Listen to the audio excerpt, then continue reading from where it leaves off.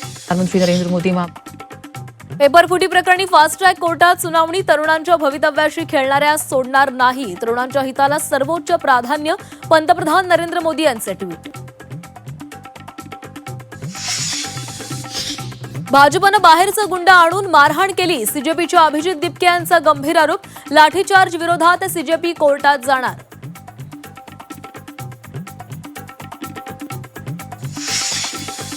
सोनम वांगचुक यांच्या उपोषणाचा 26वा दिवस. आंदोलकांवर कोणतीही कारवाई न करण्याचं आश्वासन दिल्यास उपोषण सोडणार. वांगचुक यांची माहिती. तर उपोषण मागे घेण्यासाठी विरोधकांचं वांगचुक यांना पत्र.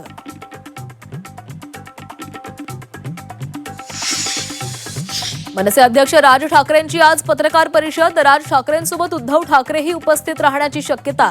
विद्यार्थ्यांचं आंदोलन आणि लाठीचार्जबाबत काय भूमिका मांडणार याकडे लक्ष. जंतर मंतरवरील विद्यार्थ्यांच्या आंदोलनाचं सामर्थ्य वाढवण्यासाठी ठाकरे बंधूंचा एल्गार. उद्या ज्युनियर ठाकरेंची तिरंगा रॅली. तर 26 जुलैला उद्धव आणि राज ठाकरेंचा संयुक्त मोर्चा. दिल्लीमध्ये सुरू असलेल्या तरुणांच्या आंदोलनाला ज्येष्ठ समाजसेवक अण्णा हजारेंचा पाठिंबा. अहिल्यानगरच्या वाडिया पार्क येथील महात्मा गांधी पुतळ्यासमोर करणार मौन आंदोलन.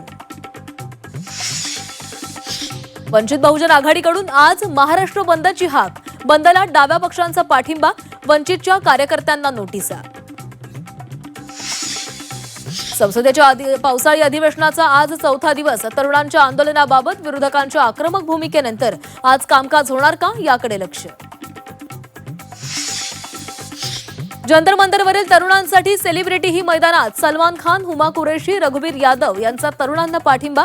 हुमा कुरेशीनं जंतर मंतरवर जाऊन घेतली विद्यार्थ्यांची भेट.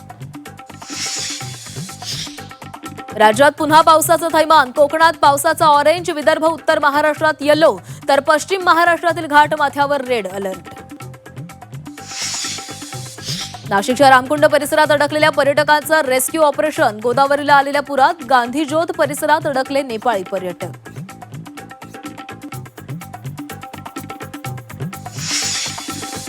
पालघरमध्ये रात्रभर मुसळधार पाऊस. सूर्या नदीला पूर. शहरातील रस्त्यांना नदीचं स्वरूप. पालघरमधील शाळा कॉलेजला आज सुट्टी. शेवटच्या क्षणी राईड रद्द करणाऱ्या चालकांना दणका. मुंबई महानगरात राईड रद्द केल्यास 5 पट दंड.